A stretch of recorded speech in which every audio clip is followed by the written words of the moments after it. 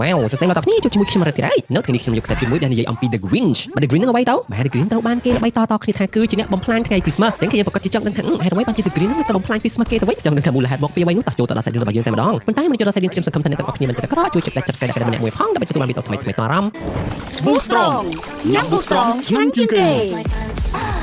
เรื่องระบายยังคือกัดเราในครุนบ้านดาวตะเจาะนกใบดำมันโปลมุ้ยนาทีต่างนี้อาจจะตีตั้งได้มนุษย์ระบายยังทอมดามันอาจต่อดอลในแต่ก็ขี้แต่งแต่กระทำบัสันจะพุ่งระบายในแต่ก็ขี้จะพุ่งไปตะมุนแต่วิยังไม่ตะเวนเต้าอันจังพุ่งในแต่ก็ขี้นั่งประเดี๋ยวคืนนี้คือจะพุ่งไปตะมุนในตะบ้านคิสกอตาพุ่มฮูวิลอันจังกำลังไปนี่คือจะไปที่บนดาวพิเศษสำหรับประชาชนฮูหายขี้ยังปกติดังไงเวียคือจีดาวคริสต์มาสประชาชนแต่งอ่อนยิ่งพิธาสลันขี้ใส่สบายอยู่ดีให้บัตรห้างระบายผู้เกย์มวยในแต่ก็ขี้ประชาชนตำเนิบคลังเต้นขวัญตะบักเสาเพลียมาจริงก็คือตั้งลุกเพลทแต่ดองให้บัตรวันเฟอร์นาระบายผู้เกย์เว้นกันลอยมันธรรมดาได้เกย์วินสกี้ตามโยประชาชนตามเตี้ยแต่เพื่อการอันจังต้นนะหายก็มีมันซินยังทมนี่บ้างแม้มันซินกายแต่ก็ได้คือจีมันซินบังการดมบูแต่ก็สำหรับขมิ้นนั่งโยอัดดมบูแต่ก็นั่งกบปลายเลยจมูกขี้ยังสบายดีอันจังเคยสบายบ้าใบสัปดาห์มุนคริสต์มาสยัยพิธาประชาชนที่นี่คือสบายรอทั้งไงหายซ้อมใบแต่สัตว์นั่นก็สบายได้มาเคยเตะกันตอนเราไปยังจีสกี้จมูกแช่อันจังดีซ้อมจะเคยทางองกรุ๊ปพีเวทต่างอ่อนขนมพุ่มฮูวิลนี่คือสไลน์คริสต์มาสครั้งนะบนไตเลือกแรงแต่เนี่ยและกวาดนั่งคือสอบพิธีบนคริสต์มาสครั้งเต้นหายมันเนี่ยนู่นมีจมูกไทย The Grinch อันจัง The Grinch คือกวาดดูนกขนมรุ้งพรุ่งตะกอดบักกวาดยังง่ายปีประชาชนฮูหายกวาดมันสากลนาเกมมาเล่นเตะบักกวาดลายยัยพิธาดักพละบำรามห้ามปรามกรุ๊ปประเภทเหล่านี้ปลุกปลุกเลี้ยมนาฬิกากระโรเกก็จับบัตรคริสต์มาส The Grinch เด็กเงี้ยเพี้ยเตะแต่รู้สึกบัตรคริสต์มาสกวาดกับเนี่ยรุ่ยกวาดก็โยตัวนับเชือกโยไอ้นั่งกบนาฬิกาโรบักกวาดนั่งกบดองโดบัตรกบปีดองโดบัตรตรอมันบ้านกวาดกบนาฬิกาจดตัวขังกรอมแต่บังเนาแต่เลือดอันจัง The Grinch ระบายยังกวาดไม่ดูนาแต่ไอเด็กกวาดก็เฮาส์ได้บักกวาดได้เป็นชิมุทำแม็กโรกันดังมันจังแม็กนี่กวาดฉลาดเตี้ยกวาดดังทำจัดบักกวาดเราบรรทุกหน้าหัวเก็บเจี๊ยกระดังนี้คือบรรทุกเก่งอันจังแม็กระบายยังโอ้ฉลาดครั้งนะกวาดก็บ้านเรียบจำจีกาแฟช่องออยมาจัดบักล้วนช่องให้นักบ้าเจี๊ยเลี้ยเครื่องเจี๊ยประกาศดูประกาศไอ้นู่นเลยกาแฟนั่งเตี้ยบรรทุกบอกนั่งก็สกีตูเลยก็บ้าโยตออยมาจัดมันได้ก็ไม่ใช่บ้า The Grinch ระบายยังคือกวาดประกาศข้างประจัยกับเจี๊ยนะแต่บักกวาดมีจะได้ยนมีนี่มีนุกขบแบบย่างแล้วแม็กก็จีจะได้ยนโยกาแฟออยมาจัดบักล้วนกระมาติด The Grinch ระบายยังกวาดกระตั้งหนุดตึกอันจังสบายเจอบักกวาดกระปอใบตองแม็กนี่กวาดเตรียมหอยกระไซช่วยไอ้ออยมาจัดบักล้วนไปดึงหนุดตึกรุ่นนั่นคือมีมาสันพลอมเตี้ยอุ้ยลอยมาตำพังพลอมให้กินมีมาสินสัตว์เตี้ยบาบุไอโรงบักกวาดเวย์สองโดยท้ายแม็กระบายยังกวาดกับบ้านเรื่องสำเร็จผมเปียออยมาจัดบักล้วนสำเร็จแปะโดยขี้เตี้ยโรงประทานเปียบีขังกราวผมเอาตรงนี้มันตามมาที่ The Grinch ระบายยังกับมันจิมากับไอ้ยนบักกวาดนั่งลังบอกในกังเลิศดับใบหกอาหารเปียมันได้ไปดับจานเมื่อก็ประจักษ์ใส่เก๋ตะจุ่มดมรุมจมูกหนึ่งสลักใส่ที่นั่งงอพายแม็กมาหกเป็นตะนังจังแม็กก็ตะปุกวอก The Grinch ก็โยนปีศาจบอกแม็กก็ถ่ายอัดเมียนเต้ยังเหมือนบ้านมีอารมณ์สเตรสหกเจินเต้มาตัวตะกวดสมัยมือต้องเม้นเนี่ยตะกวดนี้คือกวดห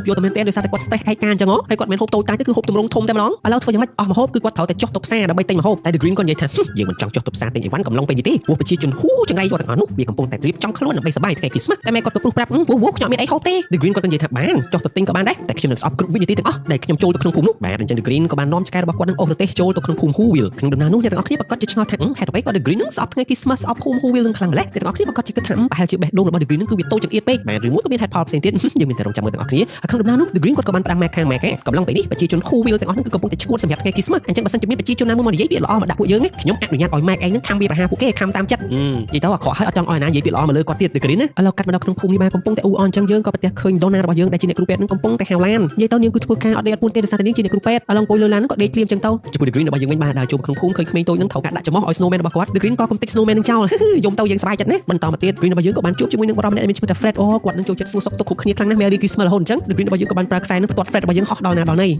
เราดากัดกรมจำเรียงจังกรมจำเรียงนั่งก็จิ้งออย The Grinch นับวันแต่ The Grinch ก็สับที่กดรถเปรียบด้วยจิบใบไซด์ดังมีปัญหาก่อนจังให้เนี่ยเฉียงเตี้ยเสานั่งก็ปั้นเตี้ยมาฮอตดังตามได้ The Grinch ก็คอมเกจโจเพลสงัดมีในหน้ามาเราจิ้งมาขบอุ้ยแต่ออสไตรเชียงทั่ว The Grinch ระบาดยังจังทุกคู่กับบ้านจัง The Grinch ก็บรรทอเราเตี้ยเนี่ยจิ้งก็บรรทอดังตามโอ้ยจบหลัง The Grinch ก็รถโจมครั้งหางเตยวันจังเนี่ยจิ้งก็ดังตามเตี้ยเต้าโจมครั้งหางเพลียบากับวัตโยขบมุกคืนชัวร์กีตำนองบางโฮอัดเชิงจังกระดานกระถอมเนี่ยเตี้ยเนี่ยมีเนี่ยก็จ้องโยคืนกระปองนี่ The Grinch ก็จับร้อนกดกระโยเนี่ยมีแต่ไม่กระถ้วยจะรักกันจังก็เอาหน้าล้อเต้ The Grinch ทั้งคือมันตรงกันเต้กวนก็โยดักเนื้อกับปูหนึ่งวิ่งต่อมาไว้เนื้ออ่อยแกละใบกำลังเป็นยังกับกัดหมกดาวชีวิตบันเนี่ยกรูเป็ดระบายยังมาได้จะโดนแน่อันจังโดนระบายยังรู้ว่าดาวถนัดนี่หายยังเรามาไทยโกนระบายยังต่างใบเนี่ยเซนติสมีนโกนพลุปีเนี่ยรวมจำนวนโกนใส่มาเนี่ยมาเรานี่ก็ปงตันยัยตูซับระบบกางเงี้ยอาลูกไลลิงจานังกอบิสเตียโกนตั้งปีปลายขณีอัจฉริยะมาโฮบนั่งกระเทาเทอร์ดังใบโกนอันจังไฮมาโดนระบายยังก็โชว์ประบาจัดเองพลิมนุกโกนใส่ระบายโดนได้มีชื่อแต่ซินดี้นั่งเคยมาประบาจัดซินดี้ยังก็โยลขมิ้นตัวระบายยังกระแทกเนี่ยแม่ยังไม่จำกระระบายคลุนไอ้ด้วยโดนไอ้ให้ประดับขมิ้นเลยระบายโอนตั้งปีก็ขมิ้นยอดดักอะไรดังมินได้แล้วขมิ้นปัญญาโยสบัดนี่ตะปัญญาตะกันตาซ้ำตาสั้นมาได้กระทั่งโกนมันใบดาวถนัดนั่งเตะแต่มาเอาโกนนะกระหม่อมซินดี้ระบายยังกับบ้านจิสกี้ระบายยังชิโป้บาร์เมียลตามตะกอดนั่งจกหมกขังกร้อมแต่มาน้องคนไทยเนี่ยได้มาโยสมบัติเอาลูกตาซันตานั่งกับบ้านจีรเตะจะจริงไปตีนุตาให้ซินดี้ก็ปัญญาทั่วอย่างนั้นนั่งเอาตามตอนเตะนู้เขาตุลุปีตะโบลมวยตัวตะโบลมวยให้ฉลองเตียบจีจนเตียบกระหม่อมกระเอาอย่างคลังก็ฮอตตะลือเมย์รุ่ยก็ระบบสมบัติจริงปีได้เละจกหมกขังกร้อมวัดจมูกหนึ่งสายบกจมูกหนึ่งอัปเปกรีนระบายยังมาตำพังติด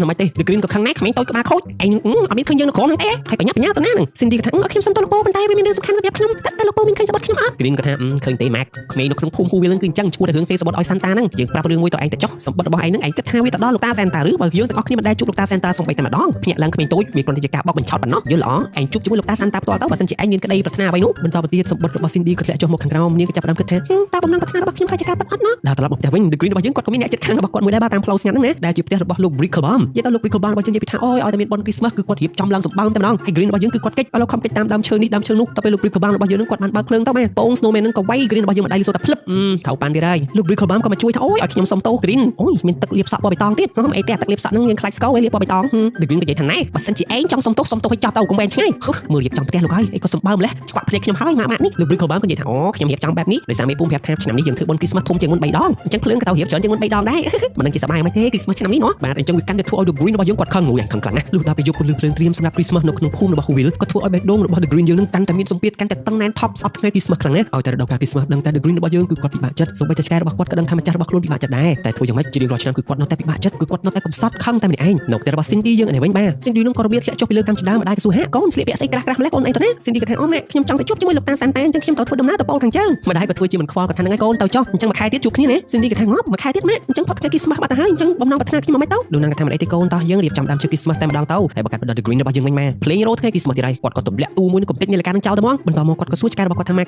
ធ្វើស្អីណោះថ្ងៃនេះរៀងដូចអបសក់ម៉ាក់គាត់ក៏សម័យគាត់បានជិះឡានជាមួយម្ចាស់របស់ខ្លួនតែចុងក្រោយ The Green របស់យើងគឺគាត់មកច្រៀងបទកំសត់ថ្ងៃ Christmas ហើយ all by myself នៅតែឯងប៉ុន្តែម៉ាក់របស់យើងគាត់ក៏សប្បាយគាត់ចង់វាយឈូងឆាំងអញ្ចឹងទៅ The Green ក៏សម្លក់បន្ទាប់មកម៉ាក់នៅតែបន្តវាយទៀត The Green ក៏ខឹងម៉ាក់គាត់ថាឯងនៅលេងជាមួយម្ចាស់ឯងខ្ញុំទៅរកកន្លែងដេកវិញបន្ទាប់មក The Green របស់យើងគាត់ក៏មកលួងឆ្កែរបស់គាត់មកមានតែ2នាក់ផងហើយគាត់ក៏ថាកុំខឹងណាម៉ាក់ឆ្កែឆ្លាតឥឡូវឯងចង់លេងអីប្រាប់មកលេងអុកលេងចុះលេងឡើង The Green របស់យើងលេងចាញ់ឆ្កែរបស់គាត់អញ្ចឹងគាត់មិនដឹងធ្វើម៉េចគាត់ក៏បិឆោតឲ្យឆ្កែរបស់គាត់រត់ចេញពីទីហ្នឹងទៅដើម្បីឲ្យគាត់ឈ្នះគាត់ថាអូយបើចាញ់ឆ្កែងាប់ឯងខ្មាស់គេណាព្រមនោះរួមក្នុងទាំងមូលក៏រញ្ជួយ The Green គាត់ក៏ចេញមកពិនិត្យមើលលោកហើយលោក Ricklebom របស់យើងគឺគាត់ទៅយកដើម Christmas ធំជាងមុន3ដងប៉ុន្តែ The Green ក៏ស្អែកថាប្រេះជាម្ចាស់វាមិនមែនធំ3ដងនេះធំជាងធម្មតា100ដងនេះងាប់ហើយលោក Ricklebom ក៏និយាយថាហ្នឹងហើយត្រៀមខ្លួនណាសម្រាប់ថ្ងៃ Christmas The Green ក៏ថាអត់ទេខ្ញុំមិនចូលរួមជាមួយពួកឯងទេដើមឈើចង្រៃនេះត្រូវតែបាត់ចំពោះប្រជាជន Whoville របស់យើងទាំងអស់គ្នាឃើញអត់ពេលមានដើមឈើធំពួកគេក៏ប្រមូលអីវ៉ាន់គ្រប់បែបយ៉ាងដើម្បីមកចងភ្ជាប់ជាមួយនឹងដើមឈើដ៏ធំនេះដូច្នេះមានរូបតុបតែងគ្រប់បែបគ្រប់យ៉ាងតែម្ដងប្រជាជនទាំងអស់គឺស្រស់ដៃគ្នាចំណែកឯ The Green បន្ទាប់ពីឃើញដើមឈើនោះវាស្អាតវាធំសម្បើមអញ្ចឹងអូយអត់បានទេបាទគាត់នៅអត់សុខឡើយ The Green ថាបើយើងនៅមានជីវិតយើងមិនឲ្យដើមឈើធំឈួតហ្នឹងមាននិមិត្តរូបនៅក្នុងភូមិនោះឡើយចំពោះ Cindy របស់យើងវិញយើងក៏បានរត់មកជួបជាមួយមិត្តភក្តិរបស់នាងដែលមានឈ្មោះថា Groupert Cindy ក៏ថា Groupert ខ្ញុំមានរឿងសំខាន់ទៅពិភាក្សាជាមួយឯងទំនេរអត់ Groupert ក៏តទៅវិញថាទំនេរតើទៅលក់ក្រែមចប់ Cindy ក៏ប្រាប់ថាហ្នឹងឯង Groupert នៅយប់ថ្ងៃ Christmas ខ្ញុំនឹងពូនអត់កេងទេដើម្បីជួបជាមួយលោកតា Santa Claus Groupert ក៏ថាវ៉ាវអស្ចារ្យណាស់ហើយឯងមិនក៏ចង់ជួបជាមួយលោកតា Santa Claus Cindy ក៏បញ្យល់ថាខ្ញុំចង់ប្រាប់លោកតា Santa Claus ឲ្យជួយធ្វើយ៉ាងណាក៏ដោយឲ្យម្ដាយរបស់ខ្ញុំសប្បាយចិត្តជាងមុនពីព្រោះគាត់ពិបាកខ្លាំងណាស់ Groupert ក៏ភ្ញាក់ផ្អើលថាងាប់ហើយឯងនេះកូនល្អណាស់តែអញ្ចឹងគ្នារអៀសខ្លួនទៅវិញឯងនេះបែរជាចង់សុំលោកតា Santa Claus ដាច់មួយក្បាលបន្តមកទៀតកម្មវិធីបំភ្លឺដើម Christmas ក៏ចាប់ផ្ដើមកើតឡើងប៉ុន្តែគម្រោងរបស់ The Green យើងផ្ទាល់គឺចង់កំទេចដើម Christmas នោះ The Green របស់យើងគាត់ក៏បានត្រៀមម៉ាស៊ីនវាត់ដុំទឹកកកយ៉ាងធំអញ្ចឹងគាត់ក៏បានដាក់អាថ្មក្រហមនោះទប់អាម៉ាស៊ីនរបស់គាត់នោះប៉ុន្តែពេលគាត់តោងខ្សែម៉ាស៊ីននោះភ្ជាប់ជាមួយនឹងកន្លឹះអាដុំថ្មក្រហមនោះក៏របូតអញ្ចឹងម៉ាស៊ីនទាំងមូលក៏រអិលសម្ដៅមកកាន់ The Green របស់យើងដូច្នេះម៉ាស៊ីននោះបែរធ្លាក់ចុះមកខាងក្រោមសំណាងល្អវានៅជាប់ត្រឹមអាកន្លែងជ្រុងនឹងបាន The Green គាត់ក៏ឡើងមកអាកន្លែងផ្ទាត់គ្រាប់នឹងគាត់ស្មានតែគាត់ដួចខ្លួនមកកន្លឹះក្រោមនៅការម៉ាស៊ីននោះក៏បានផ្ទាត់ The Green របស់យើងទៀតហោះមកលោកហើយអ្នកទាំងអស់គ្នាបាសក់បុកទ្រុងទុងឆាំងបុកនេះបុកនោះធ្លាក់ចុះមកខាងក្រោមតោងជាមួយនឹងខ្សែក៏សាប់តែចុចអាចង់ប៊ូតុងគេដំណើរការនឹងតែម្ដងអញ្ចឹងវាប្រៀបដូចជា The Green របស់យើងនឹងជាអ្នកចុចប៊ូតុងដើមជើ Christmas នឹងដើម្បីអបអរសាទរដល់ Christmas នឹងឯងប្រជាជនក៏នាំគ្នាអបអរសាទរ The Green របស់យើងគាត់ក៏ភ័យខ្លាចរួចហើយយើងក៏ដឹងពីប្រវត្តិរបស់ The Green មូលហេតុដែលគាត់ស្អប់ពិធីបុណ្យ Christmas ពីព្រោះវាបានរំលឹកដល់ជីវិតរបស់គាត់កាលពីក្មេងពេលដែលគាត់នៅក្នុងមណ្ឌលកុមារកំព្រាមើលចុះមុខរបស់គាត់កំសត់មែនអ្នកទាំងអស់គ្នាគ្មានឪពុកគ្មានម្ដាយមួយថ្ងៃ Christmas គាត់តែងតែសម័យថាគេតុបតែងពិធីបុណ្យ Christmas ប៉ុន្តែអត់ទេគឺងងឹតសូនឈឹងគ្មានកាដូគ្មានដើមឈើហើយអ្វីដែលធ្វើឲ្យ The Green របស់យើងគឺគាត់ពិបាកក្នុងការលុបចេញនោះគឺសុខសុភមង្គលរបស់មនុស្សដទៃអញ្ចឹងរដូវកាល Christmas នេះគឺជាថ្ងៃដែលរំលឹកប្រវត្តិខ្មៅងឹតរបស់គាត់ខ្លាំងមែនទែនហើយក៏សម័យមហូបដែលគេធ្វើហូបជុំគ្នាដាក់នៅលើតុប៉ុន្តែ The Green របស់យើងដែលជាក្មេងតូចនេះគឺបានតែចុះមើលក្រោយមកទៀតប្រជាជនទាំងអស់ក៏បានកាន់ដៃគ្នាជាងចម្រៀង Christmas អញ្ចឹង The Green តាំងពីក្មេងនោះគឺគាត់ស្អប់បទ Christmas ខ្លាំងណាស់ហើយឡូវដល់ធំគាត់រត់ទៅស្អប់ទៀត The Green ក៏ងាកមកកាន់ភូមិ Whoville ហើយគាត់ក៏និយាយថាប្រហែលជាដល់ពេលដែលយើងត្រូវតែបំផ្លាញថ្ងៃ Christmas ហើយ The Green ក៏មកអង្គុយគិតតែម្នាក់ឯងថា53ឆ្នាំហើយដែលយើងទ្រាំឈឺចិត្តជារៀងរាល់ថ្ងៃ Christmas យើងត្រូវតែកុំតិចពិធីបុណ្យ Christmas នៅឆ្នាំនេះប៉ុន្តែធ្វើដោយវិធីណាបន្តមក The Green របស់យើងគាត់ក៏នឹកឃើញវិធីរបស់គាត់ម៉ែវិធីរបស់គាត់យ៉ាងម៉េចទៅវិញណា The Green ក៏បានប្រាប់ទៅកាន់ Mac ត្រៀមខ្លួន Mac នេះគាត់ភ័យខ្លាំងណាស់បាទលុះព្រឹកឡើងប៉ុន្តែក៏បន្លឺឡើង Mac របស់យើងក៏បានបញ្ញាយកកាហ្វេឲ្យម្ចាស់របស់ខ្លួនឡើងមកដល់ក៏ឃើញ The Green របស់យើងគាត់តុយគូចុះឡើងមកធ្វើអីហាត់ប្រាណតតែមានកម្លាំងទើបអាចរៀបចំគម្រោងរបស់គាត់បានគាត់គិតអញ្ចឹងណាហើយគម្រោងរបស់គាត់នេះអ្នកទាំងអស់គ្នាគឺជាក្តារខៀនយ៉ាងធំតតែពេលបើបង្ហាញមើលក៏មានតែមួយពាក្យប៉ុណ្ណោះគឺ Santa Claus Mac គាត់ឆ្ងល់អញចង់ធ្វើអីនឹងម្ចាស់អញវិញ The Green ក៏បញ្យល់ថា Christmas នេះអាចកាត់ឡើងទៅរួចដោយសារតែ Santa Claus ឲ្យកាដូទៅកាន់ក្មេងៗអញ្ចឹងបើយើងលួចកាដូរបស់ក្មេងៗបំផ្លាញការតុបតែងថ្ងៃ Christmas របស់ពួកគេចោលនោះអញ្ចឹងពិធីបុណ្យ Christmas នឹងមិនអាចបន្តបានទេអញ្ចឹងមើលគម្រោងបន្តរបស់ The Green គាត់នឹងធ្វើអ្វីទៀតតែកំឡុងពេលនោះយើងក៏កាត់មកដល់ Cindy របស់យើងផ្ទាល់បាននាងក៏បានយកដុំប៊ូយ៉ាងធំមួយធ្វើដំណើរជិះម៉ូតូរបស់នាងមករកមិត្តភក្តិរបស់នាងដែលជា Groupert ពួកគេក៏ធ្វើដំណើរចេញពីទីក្រុងឆ្លងកាត់ស្ពានឈើរួចក៏មកដល់ទីតាំងអាកំបាំងដែលជាផ្ទះនៅលើដើមឈើរបស់ពួកគេហើយអាដុំប៊ូហ្នឹងគឺពួកគេប្រើសម្រាប់ប្រើដូចជាចដាយន្តអញ្ចឹងដើម្បីឡើងទៅលើផ្ទះដើមឈើនោះអញ្ចឹង Cindy របស់យើងផ្ទាល់គឺមានគម្រោងជួបជាមួយលោកតា Santa Claus Groupert ក៏ថាភ័ក្រដូចតែមានប្រវត្តិអាណាគេបានជួបជាមួយលោកតា Santa Claus ទេ Cindy នឹងក៏គិតថាបើសិនជាខ្ញុំប្រឹងបើកគ្នាធំអត់គេនៅពេលយប់ខ្ញុំនឹងអាចជួបជាមួយលោកតា Santa Claus បានពេលដែលគាត់យកកាដូមកឲ្យយើង Gruber ក៏ប្រាប់ថាមិត្តភក្តិខ្ញុំគិតថាឯងស្រួលៗគេលក់បាត់ហើយមានវិធីមួយទៀតដាក់សរោមស្ករយើងនឹងដាក់លើដបូលទៅពេលដែលលោកតា Santa ជន់សរោមនឹងគាត់នឹងកក់រឹងនៅជាប់ដបូលនឹង Cindy ក៏ថាអើយមិត្តភក្តិឯងឈួតជាងយើងទៅទៀតសរោមប៉ុណ្ណាបានអាចចាប់ជើងលោកតា Santa Claus បានហើយណាគេឡើងទៅដាក់លើដបូលនឹងក្រោយមក Cindy ក៏ថាអូយកុំបារម្ភមិត្តភក្តិខ្ញុំមានវិធីមួយហើយយើងត្រូវការគ្នារបស់យើងទៅផ្សេងទៀតមកជួយ The Green របស់យើងផ្ទាល់ឯនេះវិញគាត់ក៏បានបើកមើលសិភៅថ្ងៃ Christmas ថាមានរបស់របរអ្វីខ្លះដែលគាត់នឹងត្រូវការបើកចុះបើកឡើងក៏ផ្ទះឃើញមានក្រុមគ្រួសារដើរចូលទៅក្នុងផ្ទះអូមើលទៅរៀងទំនងនេះប៉ុន្តែគាត់ក៏ប្រាប់ខ្លួនឯងថាអត់ទំនងទេមើលគាត់វិធីដើម្បីលួចកាដូបន្តទៀតរទេះលោកតា Santa គាត់ជារទេះដាក់កាដូអញ្ចឹងយើងត្រូវមានរទេះលួចកាដូប៉ុន្តែយើងត្រូវការរមាំងតោះម៉ាក់យើងនាំគ្នាទៅរករមាំង The Green គាត់ប្រើអាស្អីគេប្រដាប់ផ្លុំភ្លេងរបស់គាត់ដើម្បីផ្លុំហៅសត្វរមាំងតែពេលដែលផ្លុំមកទំហឹងទៅក៏សត្វតែហៅសត្វប៉ប៉ែហ្នឹងមកស្រែកសម្លុតឲ្យ The Green របស់យើងអូយ៉ាងម៉េចទេអញ្ចឹងវិធីរបស់ The Green មួយទៀតគឺដើរស្វែងរកវងរមាំងតែម្ដងបាទមើលទៅដូចជាមិនស្រួលដែរហ្នឹងហើយរបស់ប៉ប៉ែនៅដេញតាមទៀត The Green សម្លុតទៅវិញទៅងាប់ទៅតាមទៅស្អីខ្ញុំមិនត្រូវការឯងទេឥឡូវ The Green ក៏បន្តដំណើរយ៉ាងឆ្ងាយឆ្លងកាត់ព្យុះទឹកកកផងអីផងម៉ែតស៊ូដែរហ្នឹងណាគ្នាយើងរួចក៏មកដល់តំបន់ដែលជាទីតាំងវងរបស់សត្វរមាំងប៉ុន្តែប៉ប៉ែបិសាចហ្នឹងមកតាមទៀតទាំងអស់គ្នាវាក៏សែកវ៉ាសែកមកតែមិនចឹងទៅប៉ប៉ែទាំងអស់ក៏បោរត់ The Green ក៏ថាងាប់ទៅបរាជ័យទៀតហើ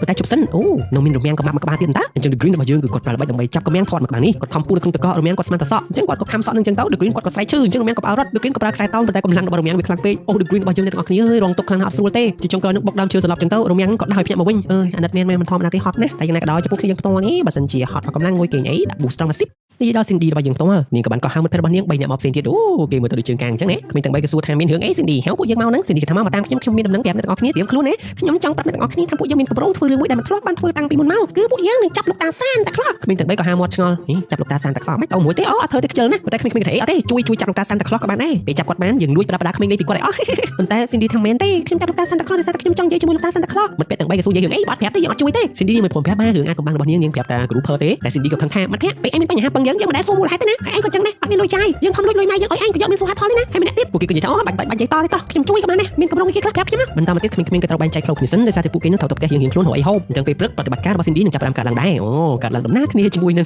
The Green របស់យើងត្មងណោះចំណែក The Green របស់យើងវិញឥឡូវគម្រោងរបស់គាត់បានរមាំងហើយគាត់ក៏ដាក់ឈ្មោះរមាំងថា Fred ដោយសារតែរមាំងនឹងមានមាឌធាត់ដូចជាមនុស្សដែលគាត់ធ្លាប់ឃើញនៅក្នុងភូមិអញ្ចឹងមកពេលនេះគឺគាត់មកលួចនេះអារទេសដោយលោកតា Santa Claus នៅលើរបបផ្ទះអ្នកជិតខាងរបស់គាត់ដែលជាលោក Brick Cobo មកគ្នាយើង The Green ក៏ប្រាប់គ្នារបស់គាត់ទាំងពីរថាអ្នកទាំងពីរចាំយើងណាយើងទៅទម្លាក់អា The Sleigh ដែលជារទេសនឹងមកខាងក្រោមឥឡូវគាត់ក៏បានដើរលបមកក៏ផ្ទះឃើញឆ្កែរបស់លោក Brick Cobo គាត់ខំយកទៅដើរយឺតៗបានដើម្បីឡើងទៅលើអញ្ចឹងទៅជាដើមនឹងពេលដាក់ចុះទៅវាក៏ស្រូបចូលទៅក្នុងដីដោយសារតែវានឹងជាតកកក្រាស់ខ្លាំងពេក The Green ជាយើងឡើងទៅលើកម្មជាដើមនឹងឲ្យផុតឆ្កែក៏ភ្ញាក់ The Green ក៏ឡើងមកលើអាជន់លើនឹងបានជោគជ័យហើយឆ្កែនឹងវាឆ្លាតទៀតវាចូលទៅក្នុងផ្ទះដើម្បីព្រុសបន្តព្រុសឲ្យវាក៏ទម្លុះចេញមកខាងក្រៅ The Green គាត់ភ័យខ្លាំងណាស់គាត់នឹងក៏បានហក់ចុះបន្តទៀតនឹងក៏បេះធ្លាក់ចុះនៅមុខទ្វារនឹងបន្ទាប់មកនឹងក៏វាជើងធ្លាក់ចំកណ្ដឹងហើយឆ្កែក៏នៅខាងក្រោមដែរលោក Brick Cobo គាត់ក៏បើកទ្វារមកក៏ថាឆ្កែសំណាប់ឥឡូវនេះចេះគោះកណ្ដឹងទៀតអត់ដែរបរៀនផងបាទពេលដែលបន្តឡើងទៅទៀត The Green របស់យើងក៏ប្រទះឃើញមនុស្សជួបជុំគ្នាសប្បាយអឹងកងហើយកំពុងតែជៀងអត់ Christmas អញ្ចឹងធ្វើឲ្យអារម្មណ៍របស់ The Green ទៀតបានមានអារម្មណ៍ឯកាទៀតតែគាត់អត់ទេបំផ្លាញ Christmas របស់ពួកវាចោលទៅនោះពួកវានឹងពិបាកចិត្តដូចយើងឥឡូវឡើងមកលើដំបូលទេម៉ែបំរុងនឹងយកអារទេសនឹងបានទៅហើយងាកមើលខាងក្រោមក៏ប្រទះឃើញហើយឆ្កែនេះវាឡើងមកតាមណាអញ្ចឹងឆ្កែនឹងក៏ហក់ខំហឹប The Green របស់យើងភ័យខ្លាំងពេកក៏រត់ទៅចុះមកខាងក្រោមក៏វាត់ខ្សែមួយទំហឹងធ្វើឲ្យឆ្កែនឹងហោះចូលទៅក្នុងផ្ទះម្ដងទៀតអូហើយអារទេសនឹងក៏ធ្លាក់មកជាប់ខ្សែជាមួយនឹង Fred របស់យើងអញ្ចឹងទៅ Fred ក៏ភ័យរត់លោក Big Cobo គាត់ក៏មើលទៅខាងក្រោមមានអារម្មណ៍ថាអញស្អីចេះចំ Santa Claus ទៀតហ្នឹងវើយចេះតែមានណាលោកឡើង Fred របស់យើងគាត់ក៏រកអីហូបពេញផ្ទះខ្ទេចខ្ទីឲ្យបាទគាត់ក៏ឃើញម៉ាស៊ីនឆុងកាហ្វេគាត់ក៏ឡើងជន់ម៉ាស៊ីនឆុងកាហ្វេនោះម៉ែរបស់យើងក៏ភ្ញាក់ឃើញគាត់អូមិនចេះតែអត់អីណាបាទ Fred របស់យើងឆុងកាហ្វេចេញតើក្រោយមកពួកគេទាំង3នាក់ក៏ហូបអាហារនៅលើតុយ៉ាងវែង Green គាត់ក៏សរសើរកាហ្វេឆ្ងាញ់ថ្ងៃនេះបន្ទាប់មក Green របស់យើងក៏ចាប់ផ្ដើមពិសាកម្មរបស់គាត់ទៀតតែលើកនេះគឺគាត់សហការជាមួយតែ Mac ទេគឺគាត់ឲ្យ Mac របស់យើងនឹងពាក់ drone មានកាមេរ៉ាដើម្បី scan មើលផ្ទះរបស់ប្រជាជន Who Will មានប្រមាណផ្ទះហើយតើគាត់ត្រូវលួចពីកន្លែងណាទៅកន្លែងណា Mac របស់យើងផ្ទាល់បានធ្វើដំណើរអញ្ចឹងក៏ជួបបាក់សៃក៏និយាយជាមួយបាក់សៃ Green ក៏ថាកុំតើពាក់ព័ន្ធជាមួយបាក់សៃហ្នឹងធ្វើការឥឡូវហោះ scan មើលអញ្ចឹងទៅខាង Green របស់យើងជាអ្នកកាត់ទុកពេលហោះដល់កន្លែងលក់សាច់ hot dog Mac របស់យើងក៏ទៅបាក់សាច់ hot dog នោះក្រោយមកវាក៏ពាក់ជាមួយនឹងកង្ហាលគួយក៏វត្តអញ្ចឹងទៅ Green គាត់បារម្ភពីសុខភាពរបស់ Mac ដែរតែដឹងអីបាទ Mac ក៏សត្វតែហោះមកបុក Green របស់យើងវិញវាទៅជាអញ្ចឹងឥឡូវបន្ទាប់ពី scan រួច Green របស់យើងបាទគាត់ក៏សាងសង់ model ដូចជាទីក្រុង Who Will នឹងតែម្ដងរួចហើយគាត់ក៏បានប្រើខ្សែក្រហមមកព្រោះគាត់ចាប់ផ្ដើមពីនេះអញ្ចឹងខ្សែក្រហមរុំព័ទ្ធជុំវិញភូមិ Who Will នឹងអញ្ចឹងពួកគេទៅតែធ្វើយ៉ាងណាចូលទៅក្នុងផ្ទះនីមួយៗឲ្យបានលឿនតាមដែលអាចធ្វើទៅបានហើយលួចកាដូលួចដើមឈើលួចអីវ៉ាន់មកទាំងអស់បន្ទាប់មក The Green ក៏ប្រាប់ពីទីបន្តពេលដែលចូលទៅក្នុងផ្ទះកាដូគឺជាសត្រូវរបស់ពួកគេប៉ុន្តែ The Green ពេលឃើញកាដូគឺគាត់ចង់បានកាដូដែរគឺយើង Fred រួមជាមួយនឹង Mac ឆ្លងឲ្យម្ចាស់យើងមិនចាស់ហើយ The Green គាត់ថាអត់ទេកាដូជាសត្រូវយើងហើយបើខាងក្មេងៗទៅវិញពួកគេគឺរៀបចំអន្ទាក់អញ្ចឹងលោកតា Santa មិនចូលតាមប្រហោងផ្សែងធ្លាក់ចុះមកដល់អញ្ចឹងម៉ែ Group របស់យើងនឹងតែងខ្លួនធ្វើជាលោកតា Santa Claus ហើយលោកតា Santa Claus ក៏តែងតែយកនំនៅលើតុតែ Group ក៏ប្រាប់ថាអេតាក់ស្អីចឹងឃើញខ្សែហ្នឹង Cindy ថាអេសម្ដែងសិនទៅយកនំនឹងហូបសិនមកអញ្ចឹងពេលដែលយកនំនឹងហូបភ្លាមអន្ទាក់ក៏ចាប់វត្តមកទៅផឹងតែម្ដងម៉ែគ្រប់គ្នាក៏បារម្ភអញមិនទេ Group គាត់ហោះចេញទៅហើយតាក់ស្ដែង Group នៅក្នុងផ្ទះនេះទៅតែកៅហើយគាត់សួរថាខ្ញុំអាចហូបនំបានអត់ជាមួយ The Green របស់យើងវិញមកពីសកម្មរបស់គាត់ជាទទួលបានជោគជ័យហើយឥឡូវរទេសដែលគាត់បានលួចមកហ្នឹងគាត់បានកែច្នៃវាទៅជារទេសទំនើបមានកន្លែងជីសម្រាប់ Mac ទៀតហើយអ្នកដើរតួធ្វើជា reindeer ជារមាំងរបស់យើងផ្ទាល់ហ្នឹងគឺជា Fred បន្ទាប់មក The Green របស់យើងប្រើស្អីគេទៀតបាទរកកាប៉េះគូរបស់ Fred ចឹងទៅ Fred គាត់ក៏ភ័យរត់មកទំហឹងរត់ចុះរត់ឡើងក៏រត់ដល់អាបឹងទឹកកកហ្នឹងចឹងទៅក៏បាត់ដំណឹងទាំង Fred រួមជាមួយនឹង Green ក៏ព្យាយាមគ្រប់គ្រងចឹងទៅជាចុងក្រោយហ្នឹងក៏រួចផុតអាកន្លែងរអិលហ្នឹងរួចហើយពួកគេក៏បន្តដំណើរទៅមុខទៀតក៏ស្រាប់តែ Fred របស់យើងផ្ទាល់ហ្នឹងគឺគាត់បញ្ឈប់រទេសភ្លាមៗតែម្ដងដោយសារតែអីបាទដោយសារតែក្រុមគ្រួសាររបស់ Fred គឺនៅក្បែរហ្នឹងដែរអញ្ចឹង Fred របស់យើងគឺគាត់មានប្រពន្ធមានកូនពេលដែលឃើញបែបនេះ The Green របស់យើងគាត់មានអារម្មណ៍ថាគាត់គួរតែដោះលែង Fred ឲ្យទៅនៅជាមួយនឹងក្រុមគ្រួសាររបស់ខ្លួនវិញហើយអញ្ចឹង Fred ក៏បានលា Green របស់យើងត្រឹមតែប៉ុណ្ណេះដូច្នេះពេលនេះគឺនៅសល់តែ2នាក់ទេ Green របស់យើងរួមជាមួយនឹង Mac អញ្ចឹងនៅព្រឹកនេះគឺជា ព្រឹកមុនថ្ងៃ Christmas ប្រជាជនទាំងអស់គឺរីករាយអបអរសាទរទិញម្ហូបអាហារសម្រាប់ទៅធ្វើហូបអីជុំគ្នាអាកាសធាតុនឹងក៏វាល្អទៀតតែចំពោះ degree របស់យើងផ្ទាល់បានមកដល់ពេលព្រឹកនេះគឺគាត់នៅក្នុងបន្ទប់ការងាររបស់គាត់ពីព្រោះគាត់ត្រូវច្នៃរបស់ផ្សេងៗដើម្បីលួចកាដូលួចគ្រឿងសម្រាប់តុបតែង Christmas នឹងពីប្រជាជន who will អញ្ចឹងពេលនេះ degree របស់យើងគាត់បង្កើតស្បែកជើងវេទមន្តរបស់គាត់ដ៏អស្ចារ្យមួយបានមានវេទមន្តនេះលក្ខណៈគឺវាជួយគាត់រត់បានឆ្ងាយរត់បានខ្ពស់ហក់ទៅលើដំបូលនេះបានអញ្ចឹងណាបន្តមកទៀតគាត់ក៏មានប្លង់របស់គាត់ផ្ទាល់ដើម្បីកាត់សម្លៀកបំពាក់លោកតាសាន់តាយកមកពាក់លើខ្លួនមកកាត់រួច degree របស់យើងក៏បានយកសម្លៀកបំពាក់នោះមកពាក់លើខ្លួននិយាយទៅម្យ៉ាងរបស់គាត់ដែរមកហើយគាត់ក៏មានពុកមាត់របស់គាត់ទៀតដើម្បីឲ្យដូចលោកតាសាន់តាក្លោះឲ្យខ្លាំងតែហ្មងរៀបចំរួច degree របស់យើងក៏បានតែងតាំង Mac របស់យើងនឹងបានឡើងតំណែងដោយសារតែគាត់នឹងស្រឡាញ់ Mac ខ្លាំងណាស់ Mac នៅជាមួយគាត់ជាយូរហើយឡើងតំណែងនឹងធ្វើស្អីបានបដូរពីឆ្កែមកជា reindeer ជារមាំងនេះហើយ Mac របស់យើងអត់ដឹងអីដែរមកឃើញម្ចាស់តែងតាំងអញ្ចឹងក៏សើចសប្បាយទៅរីឯយប់ថ្ងៃ Christmas ផ្ទាល់ប្រជាជនទាំងអស់ក៏បានបិទតូបដើម្បីត្រៀមខ្លួនបាននៅថ្ងៃ Christmas អីអញ្ចឹងទៅណាហើយក្មេងៗដែលជាគ្នារបស់ Cindy យើងផ្ទាល់ពួកគេនឹងក៏ត្រៀមខ្លួនដែរពួកយប់នឹងត្រូវចាប់លោកតាសាន់តាក្លោះចំពោះ Donna នេះវិញបានទោះបីជាហត់ពិបាកយ៉ាងម៉េចក៏ដោយពេលដែលបានឃើញមុខរបស់ Cindy កូនស្រីដ៏ឆ្លាតរបស់នាងគឺគាត់មានកម្លាំងចិត្តតែម្ដងពេលដែលម្ដាយរបស់ខ្លួនបិទភ្លើងចិត្ត Cindy របស់យើងបានក៏បានមកលួចយកអន្ទាក់របស់នាងរៀបចំដើម្បីចាប់ខ្លួនលោកតាសាន់តាក្លោះ Degree របស់យើងផ្ទាល់ក៏បានឲ្យ Mac ដែលជាឆ្កែនឹងដើរតួជារមាំងហើយពេលដែល Mac របស់យើងក៏រត់ចុះឡើងក៏រត់ចូលទៅក្នុងពំនូកទឹកកកប៉ុន្តែអត់ទេបាទ Mac របស់យើងគឺគាត់ខ្លាំងគាត់ក៏មានសមត្ថភាពអូសរទេះយ៉ាងលឿនទៀតហើយអ្វីដែលសំខាន់វាចុះចំណោទដែរអញ្ចឹងវាស្រួលក្នុងការអូសដែរអញ្ចឹងណាឥឡូវធ្វើដំណើរចូលមកដល់ក្នុងភូមិ Degree ក៏ចាប់ផ្ដើមបេសកកម្មរបស់ខ្លួនហក់ពីផ្ទះមួយទៅផ្ទះមួយចូលទៅក្នុងផ្ទះរួចហើយក៏ចាប់ផ្ដើមប្រមូលអីវ៉ៃវ៉ាន់កាដូអីផ្សេងៗតុបតែងនឹងគឺគាត់ប្រើបច្ចេកវិទ្យារបស់គាត់នឹងស្រូបទាញយកមកទាំងអស់ជាកញ្ចប់ទៅហ្មងណាស្រូបរួចទៅជាដុំមូលគាត់ក៏បានផ្ទាត់ដុំកាដូទាំងអស់នោះមកធ្លាក់ជាប់នៅលើរទេះហើយគាត់ក៏មានអាវុធសម្រាប់របស់គាត់រួមខ្ចប់ដើមឈើនោះឲ្យទៅជាដើមឈើត្រង់តូចៗសំណុកដាក់នៅលើរទេះទៀតយីក្រោយមកនេះស្បែកជើងដៃរបស់គាត់យឺតៗហ្នឹងគាត់ក៏ហក់ពីផ្ទះមួយទៅផ្ទះមួយអញ្ចឹងវាលឿនហើយចូលមកដល់ផ្ទះជាបន្តគាត់ក៏ចាប់ផ្ដើមប្រមូលអ្នកទាំងអស់គ្នាមកជុំនឹងគឺប្រមូលអស់ហើយផ្ទះខ្លះក៏មានឆ្មាវាប្រហារមកលើគាត់ដែរអញ្ចឹងទៅហើយផ្ទះខ្លះទៀតនឹងម្ចាស់ផ្ទះនោះគឺគាត់ដើរដេកចំណែកឯម៉ែរបស់យើងនៅខាងក្រៅនេះក៏ប្រើ drone ដើម្បីលួចអំពូលភ្លើងលួចខ្សែតុបតែងជុំវិញផ្ទះចំណែករទេះដិតអីវ៉ាន់យ៉ាងច្រើននេះជើងរបស់រទេះក៏ប្រហូតពីផ្ទះមួយទៅផ្ទះមួយបានគាត់ប្រកែកខ្លាំងរបស់គាត់មិនយូរប៉ុន្មានអ្នកទាំងអស់គ្នាពីមួយផ្ទះទៅមួយផ្ទះភ្លើងក៏ចាប់ផ្ដើមរលត់ការតុបតែងក៏ចាប់ផ្ដើមរលាយកាដូរួមជាមួយដើមឈើនោះក៏ត្រូវបានបញ្ជូនចេញជាបន្តបន្ទាប់ហើយគាត់មាន Amazon ស្អីរបស់គាត់នេះបានបង្វិលអាផ្សាយភ្លើងដូចជាបង្វិលខ្សែពូអញ្ចឹងប្រមូលអស់លីងងឹតឆ្លុបអញ្ចឹងមកយកនឹងបានម៉ោងទាំងអស់គ្នាមកចុះគឺគាត់ប្រមូលទាំងអស់តែម្ដងឥឡូវនៅសល់ផ្ទះចុងក្រោយហើយផ្ទះនេះគឺជាផ្ទះរបស់ Cindy នៅសល់តែមួយទៀតទេការងារគាត់ជោគជ័យហើយអញ្ចឹងគាត់ក៏ហក់ចុះតាមបំពង់ផ្សែងហ្នឹងតែគាត់គិតថារៀងហត់ដែរវើយមាននំមួយហូបនំសិនតែគាត់ភ្លេចចាប់អារម្មណ៍ថានំនេះគឺជាអន្ទាក់ពេលដែល Degree របស់យើងតោងនំនឹងមកភ្លាមអន្ទាក់ក៏បានចង់ជើង Degree របស់យើងជាប់សម្លេងនេះក៏បានបន្លឺទៅឲ្យ Cindy របស់យើងភ្ញាក់អញ្ចឹង Cindy ក៏អឺតមើលក៏ប្រទះឃើញព្រះជាម្ចាស់ខ្ញុំចាប់លោកតាសាន់តាក្លោះបានមែនអូលោកតាសាន់តាក្លោះក៏មករំខ្ញុំដោះលេលោកតាសាន់តាក្លោះអញ្ចឹងលោកតាឡើងអង្គុយលើសាឡុងនេះទៅខ្ញុំមានទឹកដោះគោឲ្យញ៉ាំនិយាយទៅ Cindy របស់យើងគឺមើលអត់ស្គាល់ទេបាទដោយសារតែដឹងតែលោកតាសាន់តាក្លោះមានពុកមាត់ប៉ុន្តែនាងក៏សង្ស័យលោកតាហើយក៏លោកតាសាន់តាក្លោះអីមិនក៏យកកាដូហើយយកដើមឈើទៅទៀត Green របស់យើងក៏កុហកថាអូតាយកដើមឈើទៅជួសជុលឲ្យរួចហើយបកគលឲ្យវិញ Cindy ក៏មានអារម្មណ៍ថាដូចចម្លែកលោកតាមិនអីទេអញ្ចឹងពេលនេះគឺខ្ញុំចង់ជួបជាមួយលោកតាសាន់តាក្លោះដោយសារតែខ្ញុំមានរឿងចង់ស្នើសុំលោកតា Green គាត់ដឹងគាត់ថាអូមិនខុសពីមនុស្សដទៃទេចៅប្រហែលជាចង់បានកាដូខ្លាំងឯងឥឡូវសុំអីគេប្រាប់តាមកប៉ុន្តែខុសការរំពឹងទុកអ្នកទាំងអស់គ្នា Cindy របស់យើងបែរជាស្នើសុំលោកតាសាន់តាក្លោះថាខ្ញុំសុំកាដូនេះគឺជាកាដូសម្រាប់អ្នកម្ដាយខ្ញុំទេមិនមែនសម្រាប់ខ្ញុំឡើយខ្ញុំចង់ឲ្យម៉ាក់របស់ខ្ញុំសប្បាយជាងនេះគាត់ធូរស្រាលការងារច្រើនជាងនេះអញ្ចឹងលោកតាជាលោកតាសាន់តាក្លោះគ្រប់គ្នាអាចមានភាពរីករាយនរណាក៏អាចមានភាពរីករាយបានដែរអញ្ចឹងខ្ញុំចង់ឲ្យម៉ាក់របស់ខ្ញុំមានភាពរីករាយដូចគ្នាលើសូពីអញ្ចឹង Degree របស់យើងគាត់ក៏ចាប់ផ្ដើមគិតពិចារណាបាទសម្ដីនេះដូចជាចាក់ដោតទ្រូងរបស់គាត់ខ្លាំងមែនតែគាត់ក៏ប្រាប់ថាហ្នឹងឯងក្មេងតូចប្រញាប់ប្រកេងទៅ Cindy ក៏នៅតែបបួលលោកតាថាបើសិនជាលោកតាសាន់តាក្លោះបានជាងជាមួយពួកខ្ញុំមិនដឹងជាអស្ចារ្យយ៉ាងម៉េចទេលោកតាសាក់សម័យមើលពេលដែលលោកតាស្ដាប់សំឡេងប្រជាជនទាំងអស់សហការគ្នាច្រៀងជួបជុំគ្នាសប្បាយជួបជុំគ្នាតើវាល្អយ៉ាងណាទៅ Degree គាត់ក៏គិតថាមែនមើលឯងដូចជាអត់ដែលបានធ្វើអញ្ចឹងសោះ Cindy ក៏បានអបលោកតាសាន់តារបស់យើងខ្លាំងៗនេះយ៉ាងកក់ក្ដៅតែម្ដងរួចហើយក៏ទៅបន្ទប់របស់នាងវិញចំណែក Degree របស់យើងមកការងាររបស់គាត់ចប់ 100% ហើយប៉ុន្តែហេតុអ្វីក៏គាត់អត់សប្បាយដូចជាអ្វីដែលគាត់រំពឹងទុកចំណែកឯភូមិហូវីលវិញបានលុះដល់ពេលព្រឹកគ្រប់គ្នាក៏បានឡើងមកមើលបន្ទប់របស់ពួកគេក៏ប្រទះឃើញថាកាដូទាំងអស់បាត់ភ្លើងតុបតែងទាំងប្រមាណក៏មិនដឹងទៅណានិយាយទៅទីក្រុងទាំងមូលនោះគឺបាត់បង់សោភ័ណភាពតែម្ដងពី Degree របស់យើងផ្ទាល់រួមជាមួយនឹងឆ្កែរបស់គាត់កំពុងតែព្យាយាមអូសកាដូយ៉ាងច្រើននេះឡើងទៅលើកំពូលភ្នំដើម្បីរកកន្លែងទម្លាក់ចោលអីអញ្ចឹងណាចំណែកឯប្រជាជននៅ Whoville ទាំងអស់ពួកគេពិតជាមានការតក់សុតខ្លាំងមែនទែន Cindy របស់យើងនាងក៏បានសារភាពប្រាប់គ្រប់គ្នាថាប្រហែលជាកំហុសរបស់ខ្ញុំព្រោះខ្ញុំបានចាប់លោកតា Santa Claus ដោយសារតែខ្ញុំចង់បានកាដូឲ្យអ្នកម៉ាក់ប៉ុន្តែ Donna ក៏និយាយថាអត់ទេកូនស្រីកុំនិយាយបែបនេះលោកតា Santa ប្រហែលជាគ្រាន់តែលួចរបស់យើងប៉ុណ្ណោះប៉ុន្តែពិធីបុណ្យ Christmas គឺនៅក្នុងបេះដូងរបស់យើងហើយម៉ាក់មិនចង់បានកាដូអ្វីទេដោយសារតែកាដូដ៏អស្ចារ្យរបស់ម៉ាក់គឺជាកូននឹងឯងអញ្ចឹងទោះជាយើងគ្មានអ្វីក៏ដោយក៏អារម្មណ៍របស់យើងអាចសប្បាយបានដែរ Degree របស់យើងផ្ទាល់គាត់ក៏បានបញ្ជូនកាដូយ៉ាងធំសម្បើមសំកៃឡើងមកលើចុងជ្រូកហើយបាទប៉ុន្តែគាត់ក៏លឺសូរសំឡេងប្រជាជនទាំងអស់នៅតែជិះបទ Christmas ទៀតគាត់ថា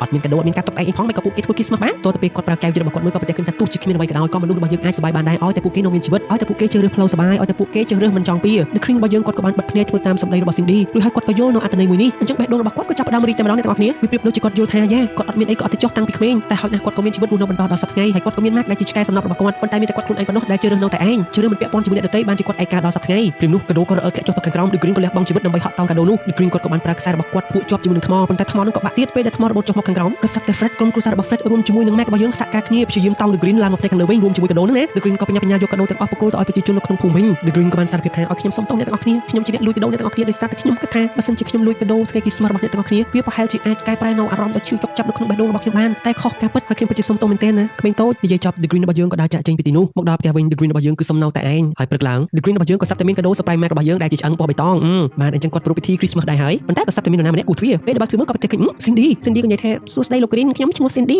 ម៉ាក់ខ្ញុំអញ្ជើញលោកពូទៅក្នុងពិធីជប់លៀងញ៉ាំអីជុំគ្នាថ្ងៃ Christmas Degree របស់យើងគាត់សប្បាយចិត្តណាស់តែគាត់អត់ដឹងថាទៅធ្វើម៉េចអីមិនចឹងវាជាលើក ដំបូងរបស់គាត់ចឹងណាប៉ុន្តែគាត់ក៏បានរៀបចំខ្លួនអូមានក្បាត់កមានអីទៀតរួចហើយគាត់ធ្វើដំណើរមកដល់ផ្ទះរបស់ Cindy ជិតកណ្ដឹងភ្លាមក៏សឹកធម្មតារបស់ Cindy នឹងមកទទួលរាក់ទាក់ស្វាគមន៍ទៅកាន់លោក Green របស់យើងចឹងណាហើយ Cindy របស់យើងនឹងក៏មកទទួលរាក់ទាក់ផងដែរហើយភ្ញៀវដទៃផ្សេងទៀតនឹងក៏ទទួលស្វាគមន៍រាក់ទាក់ញញឹមដាក់លោក Green របស់យើងហ៎ឃើញទេលោក Brick ល្បងរបស់យើងនឹងក៏ចូលរួមក្នុងកម្មវិធីដែរហើយគាត់ក៏អូលោកហើយឃើញតែ Green មកចូលរួមក្នុងកម្មវិធីស្វាគមន៍ណាក្រោយមកដល់ពេលដែលហូបអីជុំគ្នាហើយតែមុននឹងហូប Green របស់យើងគាត់ក៏សុំសារភាពអារម្មណ៍របស់គាត់ប្រាប់ទៅកាន់គ្រប់គ្នាបន្តិចដោយគាត់បាននិយាយថាខ្ញុំចំណាយពេលជាច្រើនឆ្នាំរបស់ខ្ញុំស្អប់ថ្ងៃ Christmas ដោយសារតែខ្ញុំមានប្រវត្តិតាំងពីក្មេងកំព្រីឯកាឲ្យតែថ្ងៃ Christmas គឺខ្ញុំមានអារម្មណ៍ឈឺចុកចាប់ជាងគេតែតាមពិតមូលហេតុដែលធ្វើឲ្យខ្ញុំស្អប់ថ្ងៃ Christmas គឺដោយសារតែខ្ញុំស្អប់អារម្មណ៍នៅតែឯងព្រោះគេជួបជុំគ្នាតែខ្ញុំនៅតែឯងតែឥឡូវនេះខ្ញុំយល់ហើយខ្ញុំលែងបិទខ្លួនឯងឃុំឃាំងមិនពាក់ព័ន្ធជាមួយអ្នកដទៃហើយព្រោះខ្ញុំមានអ្នកទាំងអស់គ្នារួមជាមួយក្មេងតូចនេះជាពិសេសដែលបានបើកភ្នែកឲ្យខ្ញុំយល់ថាយ៉ាប្រវត្តិរបស់យើងនៅក្មេងលំបាកលំបិនយ៉ាងម៉េចក៏ដោយយើងនៅតែអាចមានឱកាសសប្បាយរីករាយបានមិនថាយើងអាយុចាស់ក្មេងឬមួយក៏យ៉ាងណានោះទេអញ្ចឹងមានតែប៉ុណ្ណឹងអស់យើងនាំគ្នាអបអរសាទរថ្ងៃ Christmas ណាហើយរឿងរបស់យើងក៏ដល់ទីបញ្ចប់ត្រឹមតែប៉ុណ្ណេះអញ្ចឹងក្នុងរឿងនេះចង់ប្រាប់អ្នកទាំងអស់គ្នាថាទោះបីជាប្រវត្តិរបស់អ្នកទាំងអស់គ្នាពីក្មេងលំបាកលំបិនយ៉ាងម៉េចក៏ដោយយើងមិនអាចយកប្រវត្តិអតីតកាលរបស់យើងនឹងមកធ្វើឲ្យវាមានផលប៉ះពាល់នាពេលបច្ចុប្បន្ននេះទេព្រោះអ្នកទាំងអស់គ្នាត្រូវតែយល់ដឹងថាប្រវត្តិរបស់យើងនឹងឯងគឺធ្វើឲ្យយើងនឹងខ្លាំងមកដល់សប្តាហ៍នេះបានណាដូច្នេះចាត់ទុកវាជាមេរៀនដ៏ល្អទៅប៉ុន្តែសំខាន់ពេលបច្ចុប្បន្ននេះតែអ្នកទាំងអស់គ្នាជ្រើសរើសយកភាពពិបាកនឹងដដែលយករឿងអតីតកាលដែលវាចប់ហើយនឹងយកមកប៉ះពាល់ជីវិតយើងឬមួយក៏យ៉ាងម៉េចអញ្ចឹងវាជាជំរឿនរបស់គ្នាយើងទេបាទបង្កើតអនុស្សាវរីយ៍ថ្មីៗអនុស្សាវរីយ៍ល្អៗនេះគឺជាអ្វីដែលអ្នកទាំងអស់គ្នាត្រូវធ្វើនាពេលបច្ចុប្បន្ននេះម៉ែកុំដាក់សម្ពាធឲ្យខ្លួនឯងពេកណាអ្នកទាំងអស់គ្នាត្រូវចាំថាអ្វីយើងថាយើងមានគេមានជាងយើងតែយើងថាយើងពិបាកក៏មានអ្នកពិបាកជាងយើងដែរបាទជីវិតគឺអញ្ចឹងមានតែប៉ុណ្្នឹងអរគុណចំពោះការទស្សនារបស់អ្នកទាំងអស់គ្នាពីដល់ចប់ប៉ុន្តែកុំភ្លេចចុច like subscribe ដល់កណ្ដឹងដើម្បីទទួលបានវីដេអូថ្មីៗទាន់ចិត្ត The Shake សម្រាប់សូមអរគុណសូមជម្រាបលា